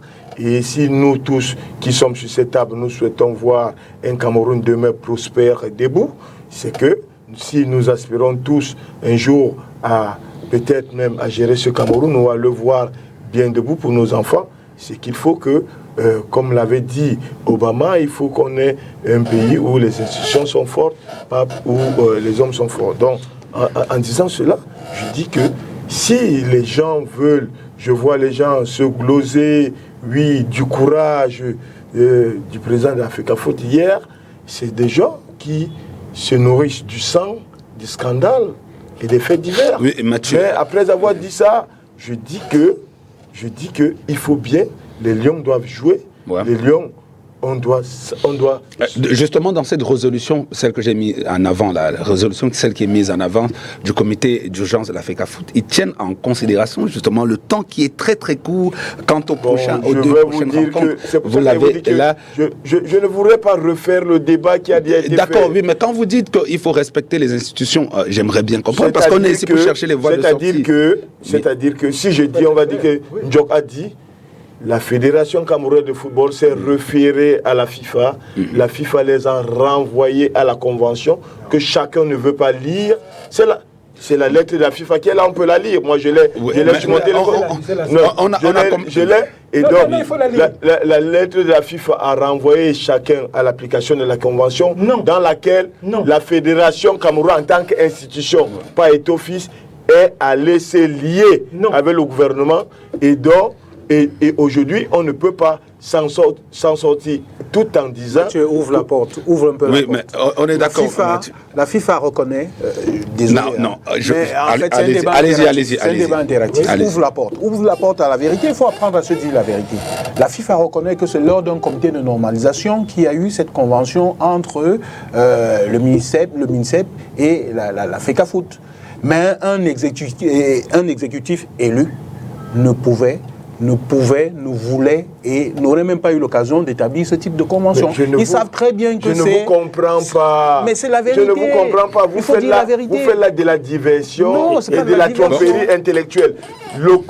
La normalisation, les mots sont un peu forts quand même. Oui, la normalisation, c'est quoi? La normalisation, c'est la Ligue des Gentlemen. On ne devrait pas pousser. La normalisation, c'est une structure qui remplace le comité exécutif. Tout à fait. Et qui agit au nom du comité. Le cahier de charge est décliné. Le cahier de charge, c'est de réécrire les textes de la fédération pour amener la fédération à des standards minimaux. Si la convention en fait partie, si ceux qui géraient la convention, et le jour, et dans les règlements organiques d'une fédération, non, monsieur, s'il vous plaît, je veux qu'on fait la convention. Monsieur, à l'époque des non, faits, Junior, Mathieu, on va essayer d'avancer parce que Mathieu, non, on a changé la thématique de cette émission. Lorsque la normalisation a signé cette convention, la FIFA ne s'est pas offusquée, elle qui valide tous les rapports de la normalisation. La convention, est-ce que la FIFA a les textes de la convention étaient envoyés à la FIFA. Oui, je suis en train de dire. Oui, vraiment. Mathieu, je suis en train de dire. Je ne voulais pas qu'on refasse. Je vous dis bien qu'on a changé la thématique. On a changé la thématique de cette émission. On a changé complètement la thématique de cette émission. C'est lui qui parle de vérité, il vient à côté. Il est important, je dis bien, on est arrivé à ce niveau. Il est important pour nous d'essayer de trouver une porte de sortie. Alors, Mathieu, si vous nous dites que la porte de sortie ici, c'est de respecter les décrets. Donc, c'est ce que vous dites, respecter les textes. Je crois que c'est ce que les uns et les autres défendent. Les uns et les autres défendent jusqu'à présent. Donc, je crois qu'on reste dans ce flot, ce clair-obscur. Vous, maître, à chaque fois on vous donne la parole, vous dites quelque chose. J'ai comme l'impression que Mathieu dit que vous faites du juridisme. Est-ce que c'est de ça qu'il s'agit? Là, moi, je vous pose un peu la question pour vous relancer là. Le comité d'urgence a nommé a modifié, pas nommé, parce qu'il faut être exact, c'est des gens qui étaient déjà dans le staff. On ne peut pas dire que c'est un nouveau staff. C'est des gens qui étaient déjà... Voilà, c'est bien précisé là-dessus. Peut-être que je ne suis pas rentré dans les détails. Ils sont là. Est-ce que ce qui a été fait là, juridiquement, est-ce que ça a un sens? Est-ce que le comité d'urgence a le droit de faire ça? Est-ce que c'est écrit quelque part? C'est pour ça que, si vous me permettez, le sujet, c'est comment sortir de l'auberge. Sortir. Si vous parlez de sortie, il faut parler de l'entrée. Quel est le problème? Quand on entre, quel est le problème? Quel est le problème qui arrive à cette crise, qui mène à cette crise? C'est de savoir qui désigne, qui nomme l'entraîneur. Est-ce le ministère ou la FECAFOOT? C'est là le véritable problème. Quand on va vous parler des conventions et autres, c'est pour brouiller les choses. Si on parle de la genèse, c'est de savoir est-ce que le ministre peut nommer. Parce qu'un beau jour, nous sommes là, et on apprend par un document, un communiqué radio, que le ministre, sur haute instruction de je ne sais pas, et sur haute directive de je ne sais pas qui, tels sont désignés, sont nommés comme entraîneurs, entraîneurs adjoints, coordonnateurs et autres. C'est là. Et c'est au vu de ce document que la FECAFOOT, qui est l'instance fêtière du football, s'étonne en disant « Mais ce n'est pas possible, je n'ai pas été consulté. » Et il ne vous revient pas de nommer. Parce qu'il ne faut pas qu'on change de sujet. C'est là le véritable. Ce n'est pas un problème de convention. On parlait de la lettre de la FECAFOOT. De la FIFA, pardon. La FIFA écrit à la FECAFOOT pour dire que voilà tel problème, tel problème. Évidemment, avec les esprits que nous avons, on parlait des Camerounais, les esprits que nous avons, qui font toujours qu'on va prendre la partie qui nous intéresse. Le problème est de savoir qui recrute. Et à cette question, la FIFA, et on ne peut plus créer, c'est pour ça que je disais à mon ami Nathan, donc de lire. La FIFA est claire là-dessus, disant que pour savoir qui recrute, il est indiscutable que le recruteur, c'est la Fédération camerounaise de football. Conformément au décret. C'est écrit dans la lettre. C'est écrit dans cette lettre. On va prendre des dispositions, enfin, les parties qui ne nous intéressent pas. Pour parler de convention, parce qu'on fait un peu de politique. Mais le problème est de savoir qui recrute. Maintenant, on vous dit, et nous on a écouté, vous avez montré un extrait. On a écouté un cadre du ministère de la Jeunesse et des Sports et de l'Éducation physique, qui a dit, j'ai reçu des instructions que ça ne s'est pas. Quand je vais glisser là, vous m'empêchez de parler. Je ne sais pas si je suis piégé sur le plateau. Quand je voulais glisser là, vous m'avez empêché. Quand c'est maître, vous le laissez partir qui sort de la question, qui va de loin. Mathieu Nathan, maître, écoutons-le. Il faut le voir. Mathieu Nathan, c'est la Ligue des Gentlemen. Voilà. Ouais, oui, je le connais. J'ai posé la question. Je le connais, je le connais. C'est de la diversion. Tout à l'heure, vous étiez en train. De toutes les façons, on reviendra. On se connaît très bien. Allez-y, maître. Et je crois que tout le monde fait cette petite erreur. Parce que c'est quand même du droit. Nous sommes dans un pays de droit. Un pays de droit que ça veut dire qu'on est gouverné par des normes. Donc vous êtes le seul à maîtriser le droit au Cameroun. Mais il faut qu'on tombe quand même sur la tête là, quand même. Quand même, maître. Non, on ne va pas tomber sur la tête. Nous sommes sur des interprétations. Donc vous êtes le seul qui maîtrise le droit dans ce Cameroun. Et c'est vous qui interprétez ça. Et vous voulez vous faire vous imposer vos avis sur un plateau de télé. Mais rien n'est imposé ici. Non, Nathanaël, on ne va pas sortir. Allez-y, chutez. Maître, chutez. Maître, chutez. Je vais poser non. Maître, allez-y, chutez. On va vous voir. On va je ne suis pas très intelligent. Quand on me coupe comme ça, je peux... Mais Mathieu Nathanaël, c'est la Ligue des gentlemen. C'est ça le véritable problème. Allez-y. Quand on m'a coupé, si vous n'avez rien dit. Non, mais ça, on vous a dit qu'il ne fallait pas sortir du sujet. On ne m'a pas coupé quand je parlais. Mathieu Nathanaël, on va évoluer avec cette émission. On vous a dit qu'on ne sortait pas du sujet. On parlait du respect des textes. C'était pas un scandale. Ok, Mathieu, je vais vous poser la question. Il faut que je chute. Non, allez-y, chutez rapidement. Le respect des textes, ça veut dire que le problème est celui-ci. Et l'interprétation des textes, c'est ça que vous à parliez. partir du moment où le cadre, M. Tolo, pour ne pas le citer, a bien dit, je ne le juge pas, il dit ce qu'il veut, mais a dit qu'il n'y a qu'un seul staff. C'est celui qui a été nommé par le président de la République. Je crois que là, c'est un lapsus. Non, je ne sais pas si c'est un lapsus. C'était dans un cadre bien précis. Oui. Il faut qu'on précise le cadre. Là, on est d'accord au moins sur ça. Il ne faut pas que les gens prennent des bouts et veulent il a été nommé par le président de la République. Oui, on va arriver. Mais c'est là le véritable problème. Ce n'est pas là-bas. Le président de la République est une autorité administrative. Ce qui veut dire que, qu'est-ce qu'on appelle nomination? On est en droit là. Ce n'est pas de la littérature. Écoutez-moi bien. C'est terrible. Ce n'est pas de la littérature, c'est du droit.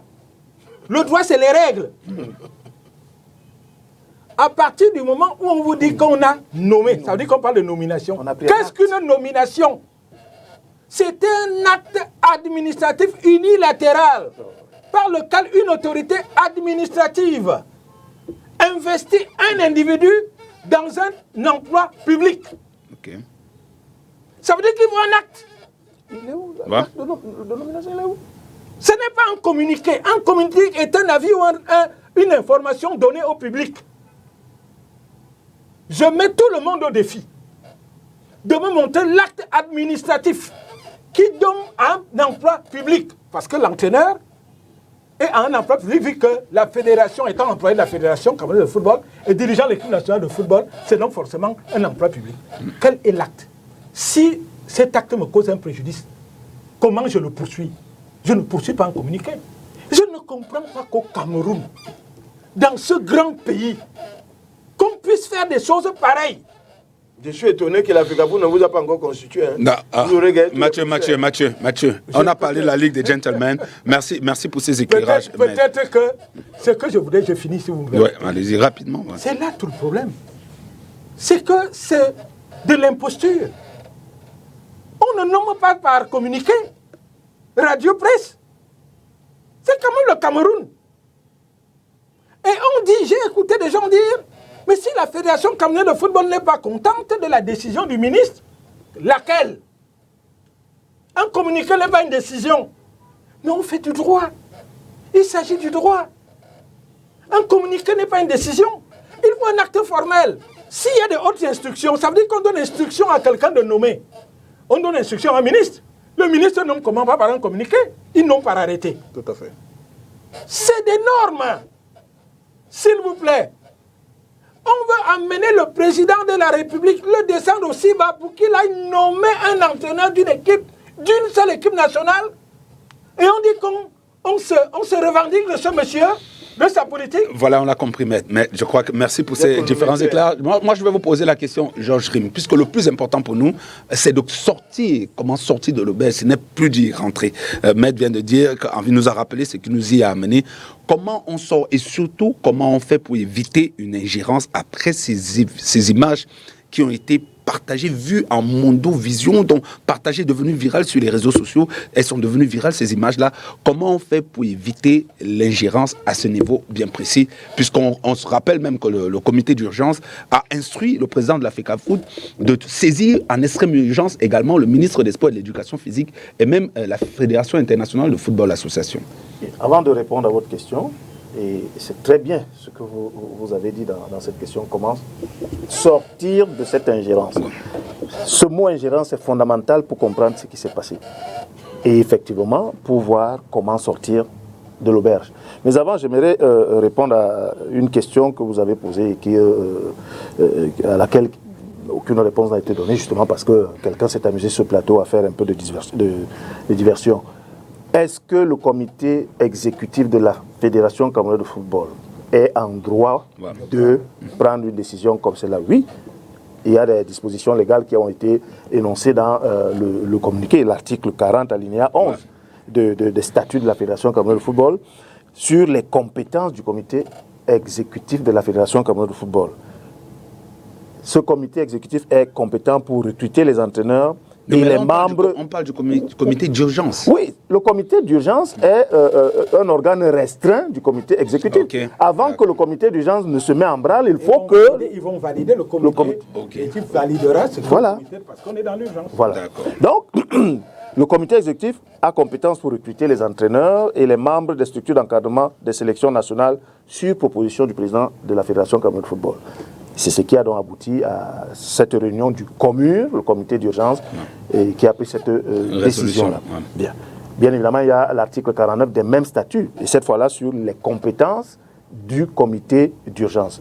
Alors j'invite les uns et les autres à aller les lire, on n'a pas assez de temps. Et notamment mon très cher ami Nathanaël Ndiok qui conteste n'importe tout et n'importe quoi. Vraiment. Sur comment sortir de l'auberge, et notamment l'ingérence. Je ne veux m'appesantir sur ce mot-là. L'ingérence. De qui? Je m'imagine mal la FECAFOOT s'ingérer dans ses propres... être accusé d'ingérence dans ses propres affaires. Donc, qui s'immisce dans les affaires de la Fédération camerounaise de football? C'est bien évidemment le MINSEP. Alors, si on veut sortir de cette crise, mais que le MINSEP cesse de s'ingérer dans les affaires de la Fédération, il n'y a pas je ne sais pas comment qualifier ça, il n'y a pas deux solutions que celle-là. Est-ce que la FECAFOOT est dans son droit? Bien sûr que oui. Est-ce qu'on l'empêche d'exercer ce droit-là? Bien sûr que oui. Qui l'en empêche? Ou alors qui essaye de l'en empêcher? Parce que ce qui est sûr, la Fédération ira jusqu'au bout de sa logique.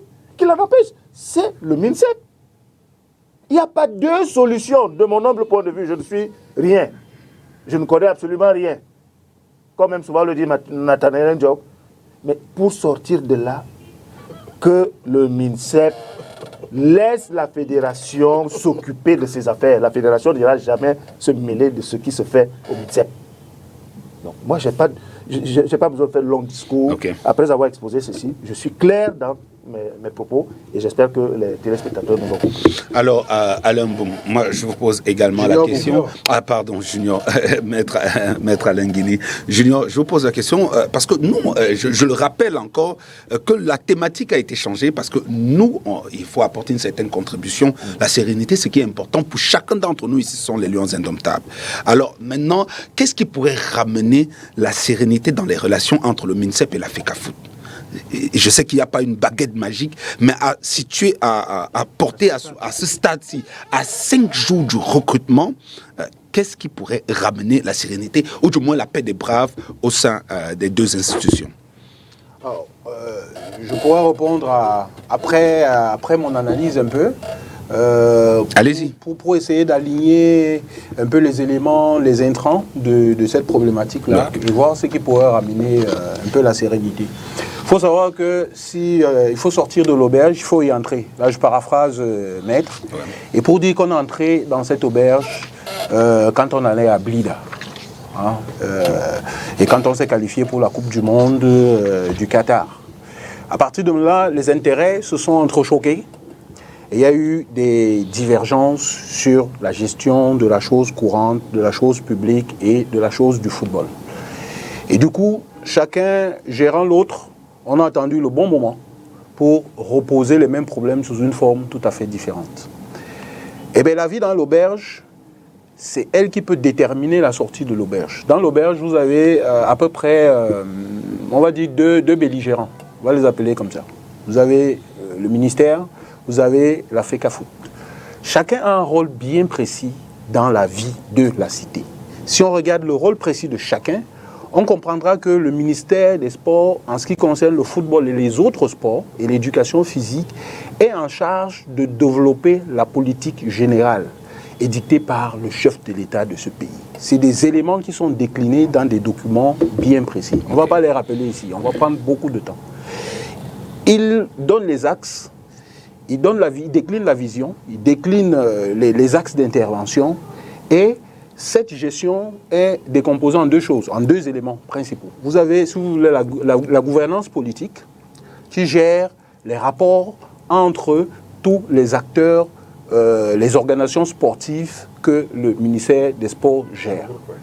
Donc, au niveau de la gouvernance politique, il gère ces rapports entre les organisations, on va dire à l'échelle nationale, les organisations à l'échelle régionale, les organisations à l'échelle locale. Au niveau de la gouvernance fonctionnelle, fonctionnelle, oui, tout à fait. Vous avez les règles de droit et de contrôle de toutes ces organisations que le ministère des Sports gère. Il doit savoir comment on dirige, il donne la manière avec laquelle on dirige et comment on contrôle ces administrations.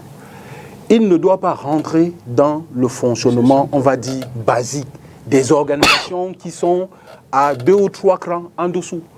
Aujourd'hui, on met la FECAFOOT et le MINCEP face à face, mais ce n'est jamais ça. La FECAFOOT, c'est un démembrement sous forme juridique du ministère. La FECAFOOT travaille pour le ministère des Sports. Donc, la FECAFOOT ne devrait pas être opposée, elle ne devrait pas être opposée au ministère. Et le ministère, vice-versa. C'est parce que les intérêts aidants, ils sont obligés de se retrouver au même niveau et de discuter à peu près la même chose.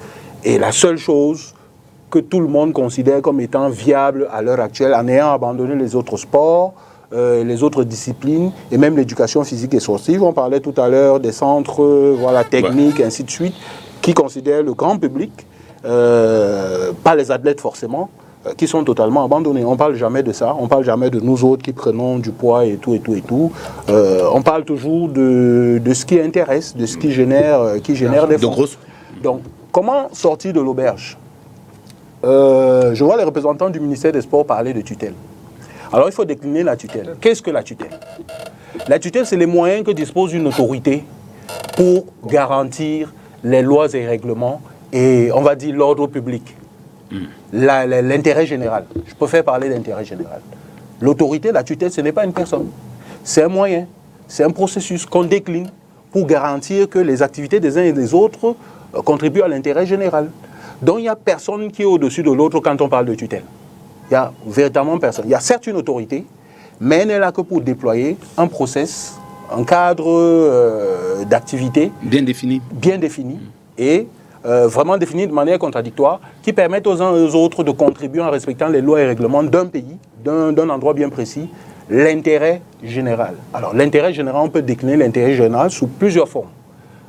Il y a la forme économique, il y a la forme, on va dire, sociale. Il y a pas mal de choses. En l'occurrence, dans ce conflit social, parce que c'est un conflit social, il faut l'appeler comme ça. Conflit social, c'est... On est loin du sport. Voilà. On est loin du sport. On est loin du sport. Pour sortir de l'auberge, il faut que chacun se mette à sa place. Moi, j'observe dans les conclusions du comité d'urgence, c'est une forme de pacification. En fait, le coach a été mis à pied, c'est ce que moi je comprends. Et ça m'engage. C'est une mise à pied sans que ce ne soit publié dans les journaux. Et là, je tire un coup de chapeau à la FECAFOOT qui est encore dans le sens de laisser la place une porte ouverte à un arrangement. D'accord. Parce qu'une décision plus radicale aurait été prise. Tout à fait. Je n'ai pas la prétention ici de dire que j'ai... On ne peut pas parler de limogeage, on parle de mise à pied. Non, du tout. Non, pour moi c'est une mise à pied. Le limogeage, on connaît les formes. Mise à l'écart. Mise à l'écart. Le coach, il est intérimaire. Rien n'exclut que demain, après-demain, qu'on se mette autour d'une table, qu'on trouve des éléments d'accord. C'est l'analyse. Voilà, tout à fait, et qu'on reconduise ce coach. Tout dépend de la FECAFOOT à l'heure actuelle, au niveau de l'information à la FIFA. Okay. Alors, j'étais en train de dire que la voie de sortie ici, c'est que chacun retrouve sa place. Déjà, ce que la FECAFOOT a fait permet aux uns aux autres de retrouver leur place. Maintenant, vous avez dans la vie publique des personnes qui sont nommées et des personnes qui sont élues. Vous savez que ce n'est pas les mêmes contraintes. Quand je dis ça, qu'est-ce que j'ai envie de dire? J'ai envie de dire que vous avez des présidents de fédérations élus qui reçoivent, on va dire, des instructions, comme on dit, et tout, et d'autres qui ont une vision. En l'occurrence, moi je cite personne, mais le président de la Fédération camerounaise de football à l'heure actuelle, c'est un visionnaire. Quand vous regardez sa réaction, vous sentez que son autorité, vous savez, un visionnaire, il ne lésine pas sur les moyens de conserver son autorité, parce que son autorité est basée sur son expérience, sur ses états de service et sur ce qu'il a envie de faire dans sa personnalité, dans une activité bien donnée. Donc, le comportement qu'il y a nous montre qu'il faudra, pour préserver quand même l'autorité d'une icône, d'un président de fédération, et essayer de trouver un arrangement, une porte ouverte, si jamais le ministère souhaitait quelques intérêts, que ce soit dans la gestion de l'équipe nationale du football. Et là, il y a de la place pour le faire. Le match n'est pas un problème, hein. Le match va se jouer. Je peux vous rassurer, le match va se jouer. Ceux qui sont élus et ceux qui sont nommés ne pourraient pas se permettre d'accepter que le match ne se joue pas. Et vous verrez qu'à l'approche du match, ils feront de moins en moins on va dire, d'intrusion négative, abracadabresque dans le fonctionnement du football. Parce qu'aujourd'hui, chacun a revu ses propres images. D'autres ont dérogé à la règle. J'ai retenu un mot là, j'ai écouté hier. On parle de syllogie langagière. Le conseiller technique, il se reconnaîtra dans ce que je suis en train de dire. Merci. Et il verra qu'il n'aurait pas dû dire un certain nombre de choses sous le coup de l'émotion, qu'il aurait pu s'abstenir, gérer différemment. Et voilà, ils sont allés en dérive. C'est eux qui sont nommés, c'est eux qui sont élus. Ils ont intérêt à se mettre d'accord. Mais les uns, par rapport aux autres, en tenant compte des intérêts, de l'intérêt général que j'évoquais. L'intérêt général est mis au devant de tout. Tout à l'heure, vous étiez en train de dire, Mathieu Nathanaël, qu'en fait, pour la sortie, d'après votre vision, pour la sortie de cette crise, il faudrait que la FECAFOOT se plie, en fait. Et qu'elle respecte, vous avez dit, et qu'elle respecte les textes, et donc qu'elle arrête ce que vous avez appelé l'esbrouf. Allons dans le cas d'espèce où la FECAFOOT, parce que Junior Boom lui parle d'une porte qui a été laissée ouverte par la FECAFOOT.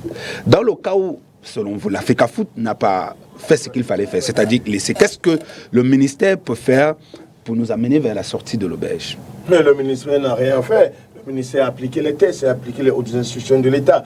Il faudrait d'abord que les gens, ici, je comprends qu'il y a les gens qui essayent de faire un peu... comment dire, de la part vis-à-vis de la fédération, parce que cette fédération a fait une gestion véritablement, comment un management comment je me dis ça, d'embuscade. Vous voyez que là, vous nous sortez du thème. D'embuscade, et donc je vois des gens en train de faire un peu du yo-yo pour essayer de plaire. Je vais vous dire. Allez-y. Ces mots sont forts. Allez-y. Restez dans la thématique. C'est du naturel. Moi, je sors. Nous sommes habitués à ça. Quand j'écoute des gens sortir du test, je vous lis. Ok. Allez-y. La fédération a saisi la FIFA. Je ne veux pas rester dans l'interprétation. Je veux que chacun suive ce que la FIFA a répondu. La FIFA a dit le 6 mai, Monsieur le secrétaire général par intérim, nous vous référons à votre lettre du 6 avril concernant la nomination des responsables au sein de la structure d'encadrement de la sélection nationale masculine A de votre fédération. Après analyse des différents documents à notre disposition, en particulier la convention signée entre le ministre des Sports et de l'Éducation physique et la FECAFOOT en 2015 relative à la gestion des sélections nationales de football, nous considérons que la situation actuelle, que dans la situation actuelle, l'article 9, permettez, que l'article 9 de la dite convention concernant le recrutement et salaire des membres des structures d'encadrement doit être implémenté en respectant l'article 13 de la même convention. Que dit l'article 13? Je m'arrête. Ouais. L'article 13 dit que... L'article 13, cet article stipule... Ce n'est pas l'article 13, les dispositions sur le recruteur. Il ne peut pas lire toute la lettre. Mathieu Nathanaël, s'il vous plaît, gentlemen. C'est pour ça que je vois comment les gens s'agitent. Non, gentlemen. On est gentlemen et on veut respecter les textes. Je dis que il y a un décret dans ce pays et que la convention ne vient pas remplacer le décret. La convention vient compléter certains aspects du décret et que ni moi les combis n'était à la Fédération camerounaise de football, n'était au ministère, ni Eto n'était à la Fédération camerounaise de football. C'était une convention qui a été signée par ministre et fédération. Le texte dit bien, ce qu'on a lu là, c'est le ministère et la fédération qui ont signé. La diversion que les gens veulent faire de la normalisation de ceci, l'administration est une continuité. Après avoir dit ça, je dois rappeler aux gens ici sur le plateau que chacun se regarde en face. Monsieur Eto a bénéficié et a utilisé cette convention pour nommer des encadrements techniques dans ce pays. Non, et je dis que il a utilisé cette convention. À l'époque, il était comme agent de joueurs de Culver et de Seedorf qu'il a fait venir au Cameroun. Je suis journaliste et personne ne peut me démentir.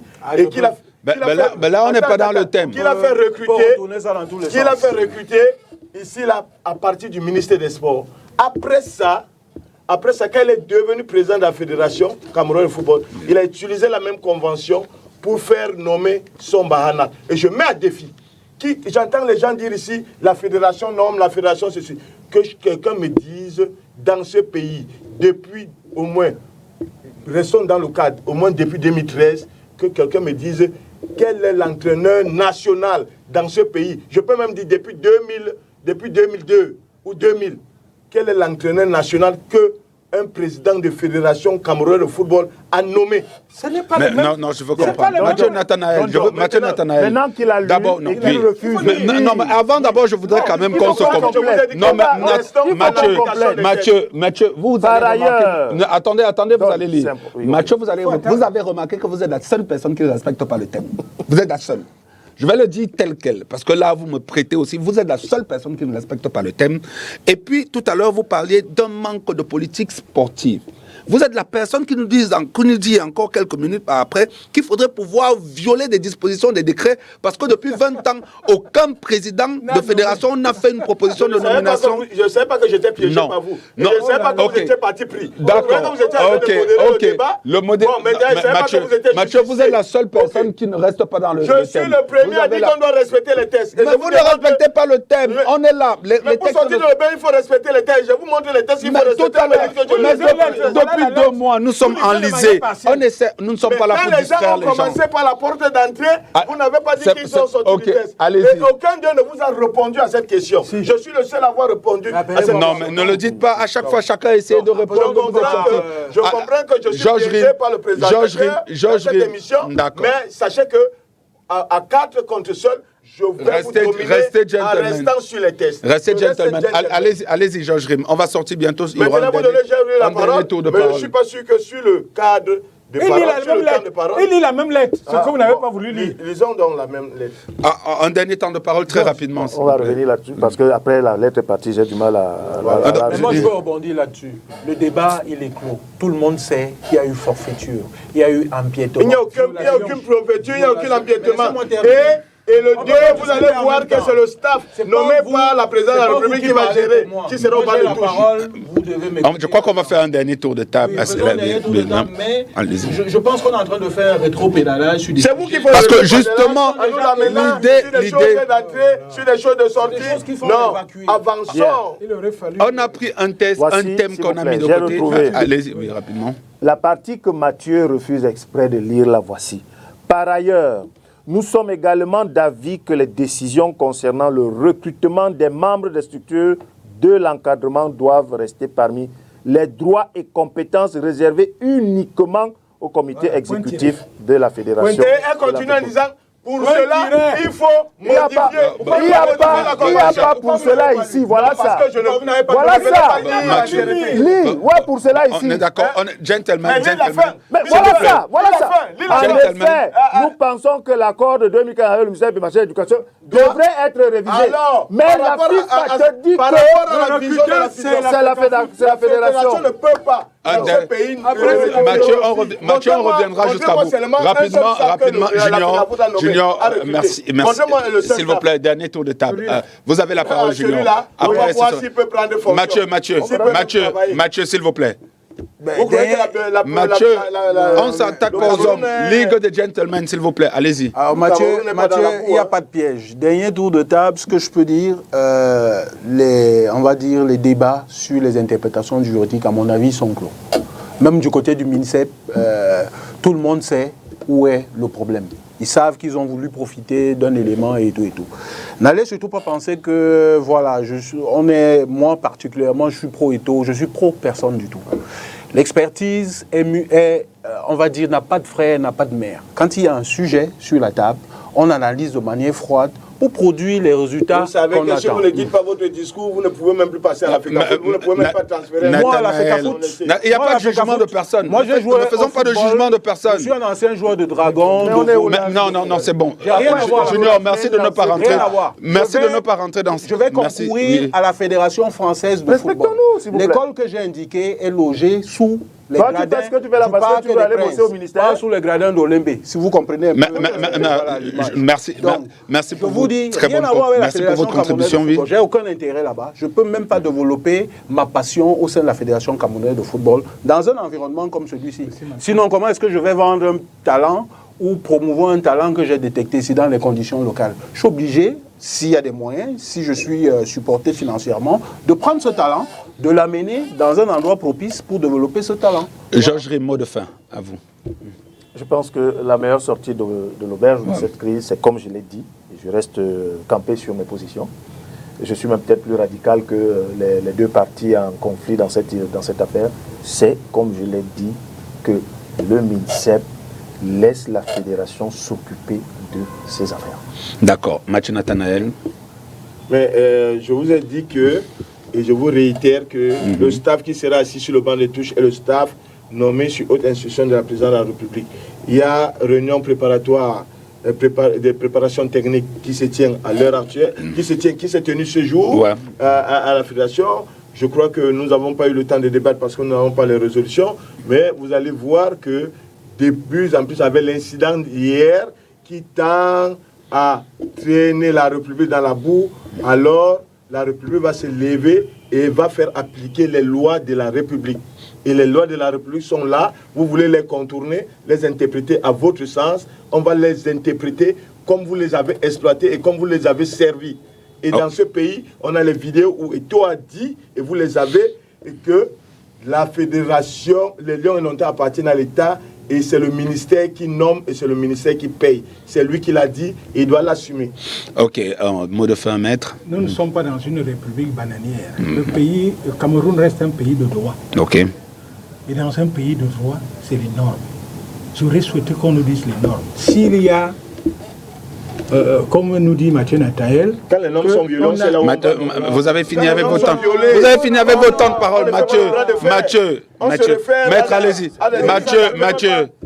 Maître, allez-y. Allez-y. Non, on ne peut pas tromper le président. Maître, allez-y. Mathieu. Maître, allez-y. J'ai dit que Mathieu Nathanaël a dit que un staff a été nommé sur haute instruction. Par qui et par quel acte? Nous, comme nous ne sommes pas une république bananière, on ne nomme pas par communiqué. Ceux qui veulent comprendre, comprendront. Ceux qui peuvent comprendre, comprendront également. Ce qui veut dire que, pour l'instant, nous avons un seul staff, conformément au décret présidentiel. C'est la dernière volonté du président de la République sur ce problème de l'équipe nationale. C'est la dernière volonté, c'est-à-dire le dernier acte posé. Et donc à partir à partir de ce moment, il est 20. Oh là là. Mathieu. À partir de ce moment, il est vain de vouloir toujours invoquer le président de la République pour donner l'impression qu'il y a... Non, Mathieu, non. Non, Mathieu. Permettez-nous de finir comme nous avons commencé. Parce qu'un communiqué n'est pas un acte administratif. Est-ce qu'il peut comprendre ça? On ne peut pas, ceux qui comprennent vont comprendre. Un communiqué n'est pas un acte administratif, c'est-à-dire qui crée des droits et des effets, des conséquences de droit. Point. C'est-à-dire qu'à partir de ce moment, qu'on arrête l'esbrouf, qu'on arrête l'imposture. Le seul acte que nous avons, c'est l'acte de la FECAFOOT. Les ministres ne nomment pas par communiqué, ils n'ont pas arrêté. Si c'est le président de la République, ils n'ont pas décret. À partir de ce moment, il est clair qu'il n'y a qu'un seul staff. Mais, si vous me permettez de finir là-dessus, il y a des incidences financières qui peuvent arriver. J'allais dire judiciaire, ma langue a été fourchue. Ça veut dire quoi? Ça veut dire que tous les actes qui sont posés aujourd'hui, je le dis en tant que piètre avocat, tous les actes ont une incidence financière. Conséquences financières. C'est-à-dire que si vous payez quelqu'un qui n'est pas nommé, ça veut dire que vous allez sur le document, un document fondé juridiquement. Vous le payez. Vous sortez de l'argent du budget de l'État et vous le payez. Croyez-moi, on verra. Ça veut dire que vous pourrez être poursuivi pour détournement de deniers publics. Tous ceux qui... Oui, peut-être. Tous ceux qui le disent, qui font là, ils savent où ils peuvent aller. Pour parler de la sortie, ils savent jusqu'où ils peuvent aller. Okay. Parce que, monsieur, j'ai vu les images, je finis là-dessus, j'ai vu les images de la réunion de tout à l'heure. Et j'ai vu monsieur Brice assis, j'ai vu monsieur Banglok. Ils posent des actes. Et quand ils travaillent, il y a un salaire. Je ne sais pas par qui ils seront payés.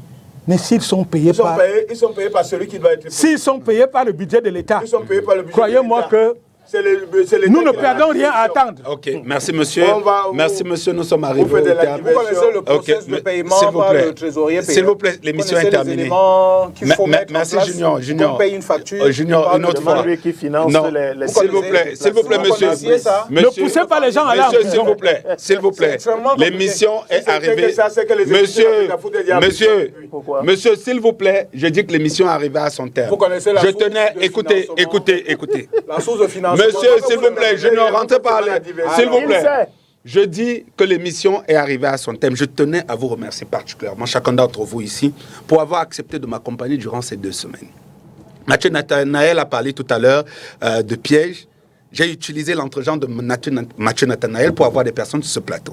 Ça n'a pas été évident. J'ai utilisé l'entregent de Maître pour avoir des gens sur ce plateau. Ça n'a pas été évident. J'ai touché la plus grosse université dans cette ville qui forme les avocats de droit de sport. J'en ai eu 7. Ils ont tous décliné. Ah. Et ça pourquoi? Donc, si vous parlez d'un piège, vous insultez un tout petit peu le journaliste qui est en face de vous, mais on arrive à se comprendre. Merci, je vous dis infiniment merci d'avoir accepté, chacun d'entre vous, d'être ici pour éclairer les lanternes de l'opinion publique. Je crois que les Lions indomptables et le Cameroun vous doivent le sacrifice que chacun d'entre vous a pris sur lui aujourd'hui. Merci. Allez, dès la semaine prochaine, vous allez retrouver Lydie Makeda, la reine, qui sera de retour ici. D'ici là, tous pour les Lions indomptables et uniquement les Lions indomptables. Vive le Cameroun. Au revoir. Merci.